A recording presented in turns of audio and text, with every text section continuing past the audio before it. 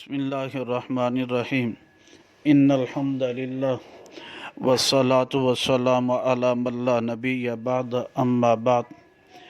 عقیدہ ختم نبوت کے بارے میں حدیث نمبر 169 بیان کی جا رہی ہے۔ یہ حدیث مبارکہ کنز العمال فی سنن الاقوال والافعال میں موجود ہے، جلد نمبر 11 صفحہ نمبر 200، رقم الحدیث 32086 ہے۔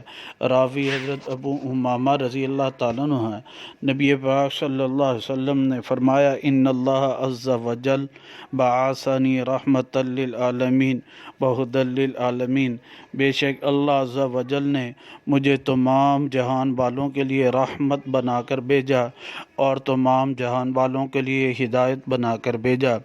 اس حدیث مبارکہ سے معلوم ہوا کہ آپ علیہ الصلاۃ والسلام کی نبوت کا سلسلہ سارے جہان والوں کے لیے، تمام عالم کے لیے ہے، اور یہ سلسلہ کسی ایک بستی کے ساتھ نہیں بلکہ قیامت تک کے آنے والے مسلمانوں کے لیے۔